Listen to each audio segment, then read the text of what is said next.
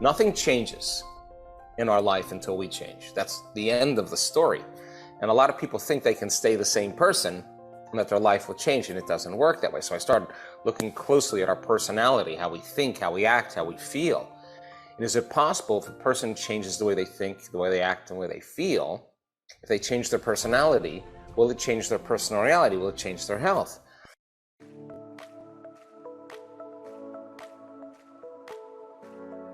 Welcome to Good Vibes.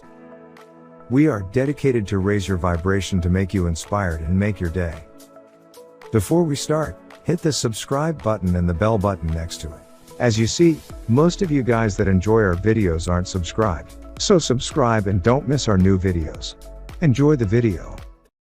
Rehearse new ways of being in our mind and begin to teach our body emotionally what a future event will feel like before it happens. If the environment signals the gene according to epigenetics and the end product of an experience in the environment is an emotion, could we signal genes ahead of the environment? Is that what these people did? And is that what I did? So I did my best to demystify the process and use it on people to see how they could change. And for the first couple of years, not a whole lot happened. I mean, people felt better at the end of a workshop. And then after a couple of years, we started seeing people step out of wheelchairs, and we started seeing people cancers go into remission right in a weekend event. And that's when I knew that I had to start measuring. And that's when I knew I had to really look to see what was going on in the brains of these people. So I assembled a team of scientists and researchers. We've measured over 12,000 brains now, maybe even more than that. And I wanted to see people's brains before they came to an event, put them through the rigor of transformation, keep them in the same environment, give them the right information, have them understand what they're doing, understand why they're doing it, use science as the language to demystify the process so the how gets easier, and assign meaning to it. And if you can put intention and meaning behind it, could we get better results? And so we want to also scan brains in real time. I wanted to see your brain, Glenn's brain, in a meditation when he is either overthinking and overanalyzing, or he's learning how to suppress his analytical mind and get into the operating system where those subconscious programs exist. And the word meditation, really one of the important elements is to teach people how to self-regulate and create more coherence and change their brain waves so they can really begin to reprogram themselves. Living in stress is living in survival. Mm-hmm. And survival is a very primitive mechanism that allows us to really adapt to an environment that's threatening or dangerous. The moment you perceive a danger or a threat, you switch on an autonomic function in your body, the sympathetic nervous system, and there's an arousal. The arousal of those hormones causes a heightening of the senses, because now we want to become more acute that there's a danger there. If there's a tiger in the bushes and you hear something rumbling around and it's night, you're going to either run, fight, or freeze, or hide. That's your choices. And so that works really well in survival for the short term, because the arousal causes us feeling like we're more our body. We get a rush of energy. The arousal causes our brain waves to change and to move into a more alert state. We narrow our focus on what it is in the environment. We're giving it our attention, all of our attention. And now we're trying to predict what's going to happen in the future based on what we've known in the past. So we're overlaying a known into the future so that we can prepare. And normally when we don't know what it is, the unknown causes us to feel these primitive emotions of survival, and it's best to run. It's best to fear the unknown. So the challenge becomes that works really well for the short term. But when you switch on this system and you're mobilizing enormous amounts of the body's energy and resources for some threat in your outer world, there's no energy in your inner world for growth and repair. There's no energy for long-term building projects. And we start tapping the body's vital resources, and that's what creates mental health or physical health or spiritual disease, right? So because no organism can live in that emergency state for that extended period of time. It's like there's a hurricane coming through Australia, you're not going to be thinking about remodeling your kitchen at that time. It's not a time for long-term projects, right? So now when we're in stress and we're in survival, the self is the most important. You don't trust, it's not a time to love, it's not a time to learn, it's not a time to communicate, it's not a time to be vulnerable, it's not a time to open your heart, it's not the time to sit down and close your eyes and go within. You would be eaten. The survival gene is switched on, and people spend 70% of their time living in this state. So then, in that state where the arousal takes place, the brain moves into a heightened brainwave pattern called beta brainwave pattern. Now, as I said, that's like driving your sports car in first gear on the freeway. It's the jump start, but you can't do it for a long period of time because in stress is signaled by the loss of control, not being able to predict the next moment, the unknown, or the perception that something's going to get worse. And when you're in that state, you start trying to control and predict everything in your life, and you shift your attention from one person, to another problem, to another thing, to another place, to another object, to a group of situations. And every one of those elements has a neurological network in the brain. So the arousal causes the brain, like a lightning storm in the clouds, to start firing out of order. It starts firing incoherently. And when the brain is incoherent, we're incoherent. When the brain isn't working right, we're not working right. So then now the person is aroused in that state. It's never occurred to them that they could change that. In fact, they're telling you, I am this way because of my boss, because of my ex, because of my past, because of the news, because of the global situation, whatever it is.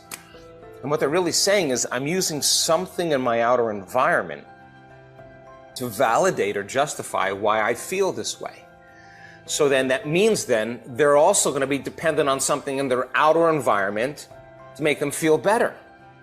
Whether it's a drug or a treatment or whatever it is, complaining, whatever it is that makes them feel better.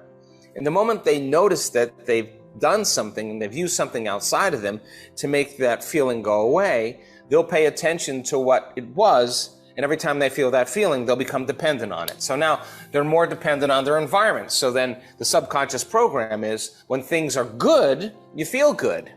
But when things are bad, you feel bad. So you're completely victim to your environment. And the environment is actually controlling the way you feel and think. Now, anything that controls the way you feel and think, you're victim too. So I say, Glenn, why are you in such a bad mood? I'm in a bad mood because of this person, this circumstance, this situation in my life. What you're really saying is, something in my outer environment is literally controlling my feelings, my emotions, and my thoughts.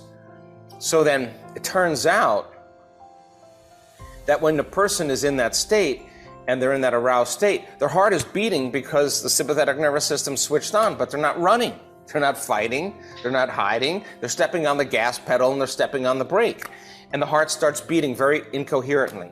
And incoherent waves in the brain and incoherent waves in the heart diminish energy. So energy goes out of the brain, energy goes out of the heart, we stop thinking clearly, we stop rationalizing very well, we can't plan for the future. We're uninspired. In our heart, we don't trust, we can't feel gratitude, we can't feel appreciation, we can't feel love. It's not a time to feel any of those things.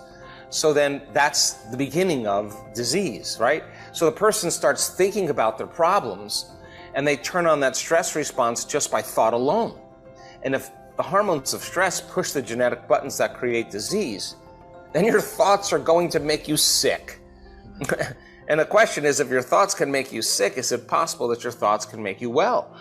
And by the same means, if you're using every person, every circumstance in your life to reaffirm that dependency on that rush of emotions, then you become addicted to the life you don't even like.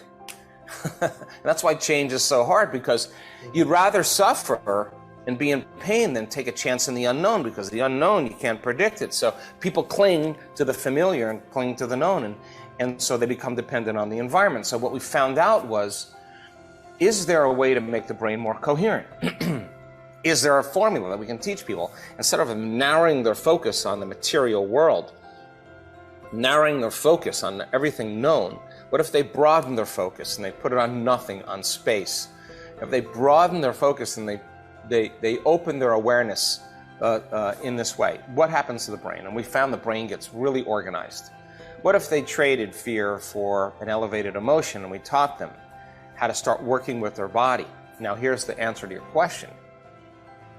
You practice that long enough, you close your eyes, you're not distracted by your environment, you're sitting down, you're not eating, you're not talking, you're not watching TV, you're not on your cell phone, you're not smelling, you're not tasting, you're not feeling with your body, you're sitting still, you're not thinking about your schedule, what you got to do or what happened yesterday, and you're working with the body and you're understanding the process. You keep settling the body down when it's aroused.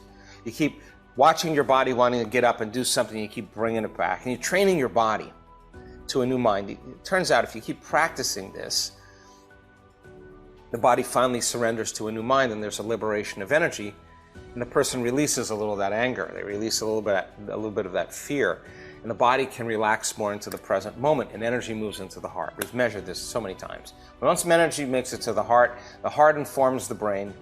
It's safe to create. It's safe to think about a possibility of how to get out of this situation.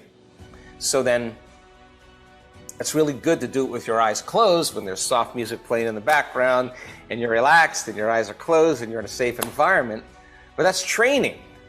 Because when it matters the most is when it's the hardest to do. And I don't like that answer at all, but it's the absolute truth. I mean, when you're the most frustrated, when you're the most impatient, when you're the most agitated, when you're the most in the most amount of pain, is it possible then to dial down those survival emotions and practice getting back in your heart, to shorten the refractory period of your emotional reactions? Because when you're living in those emotions, there's always a gap between the way things appear and the way things really are. Yeah. And if you act during that time, and you do something, you make a choice during that time, you'll always say the same thing. I should have never said that.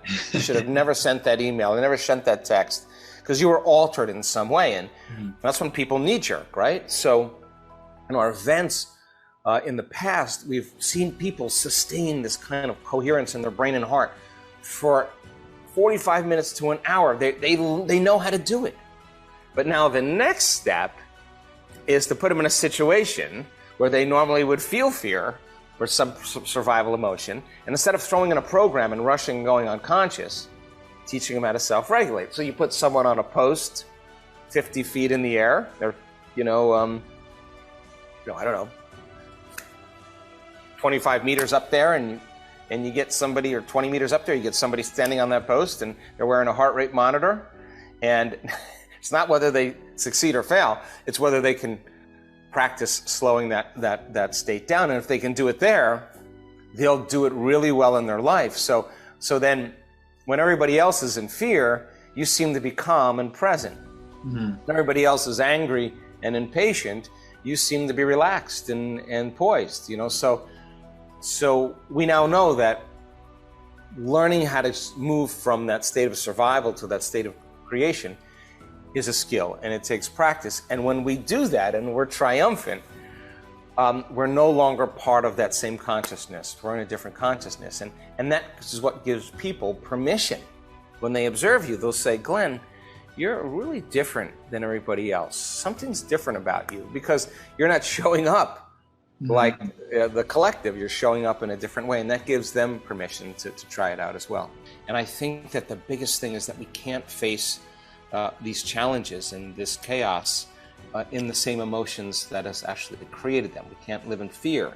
We can't be hostile. We can't be prejudiced. We can't be segregated. We can't be impatient. We can't demonstrate. That's all the stuff that's unraveling right now. And we have to really demonstrate order, coherence, and give people, the permission, in a sense, on some level, to do the same. So I'm a work in progress, and for me, if I'm alive the next day, I got another chance at life, and I always ask myself, just really like the same questions in the beginning of the day. Who do I want to be, and who do I not want to be? And if I could sit down and remind myself how I'm not going to think, how I'm not going to act, how I'm not going to speak, how I'm not going to feel, and become so conscious of those unconscious states of mind and body that I would not fall prey to them the entire day, that's a victory.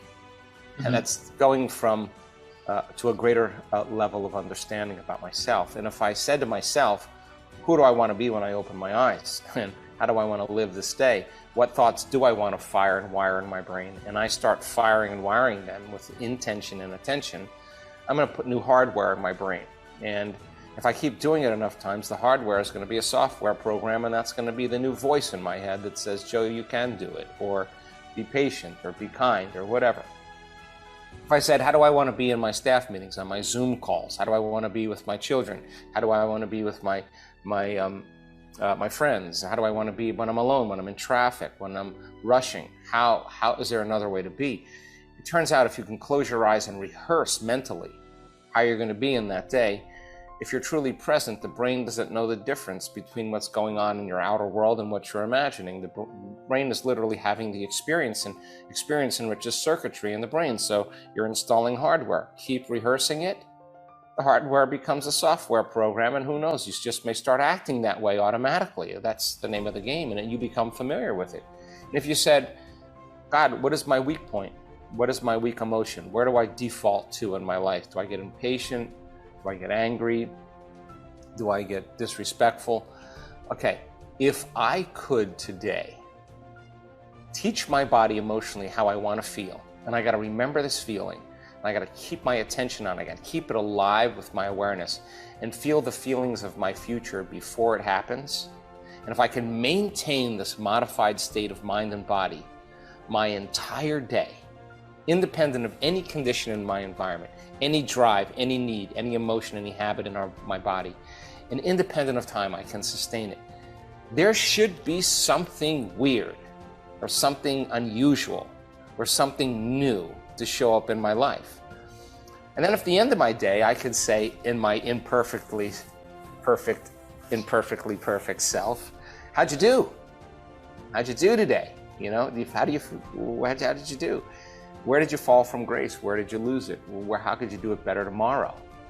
And if you could come up with an answer, what would love do? What would greatness look like? Remind yourself that. I think that would demystify the process of really falling in love with yourself and falling in love with life.